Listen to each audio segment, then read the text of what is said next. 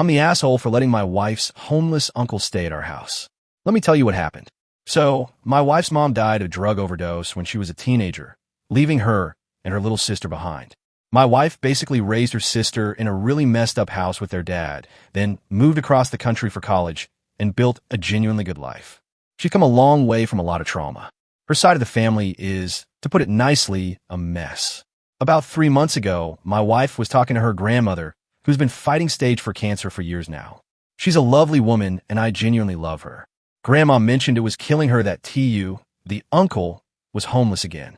He'd been staying with his sister, my wife's aunt, until she moved and didn't want him coming along, so she basically left him to figure it out.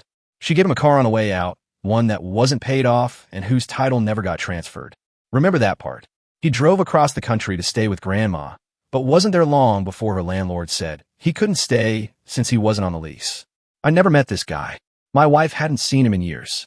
He struggled for 5+ years with his mental health after a bad breakup that apparently got violent on both sides.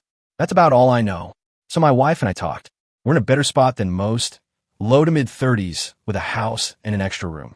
We're both empathetic almost to a fault, and we believe if you can help someone you should, even when it's hard. So we told Grandma he could come stay with us, no rent for 3 months, as long as he helped out around the house with chores and some house projects.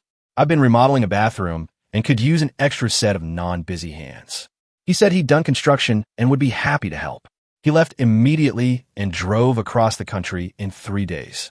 Meanwhile, I set the room up nice for him, cleaned out our craft room, moved the 3D printers and the big shelves, freshly painted it. I bought him a nice twin XL bed with an adjustable base, a smart TV, and a dresser.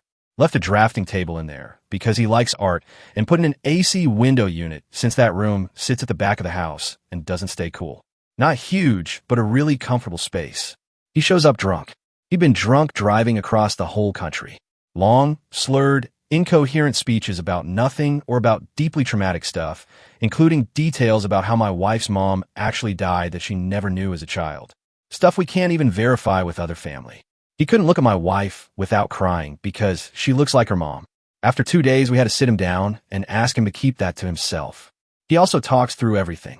My wife and I have a one-show-a-night thing at dinner, our time to come together and just enjoy each other.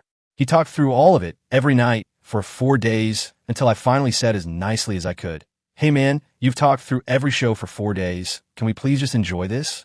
He sulked and got up and went to his room. And then there was the cat. We have 5 cats and a dog. We fostered a litter of 4 kittens years ago and ended up keeping them. I'm a sucker like that, but they're my babies. We warned him the oldest cat likes to escape and that it isn't safe outside.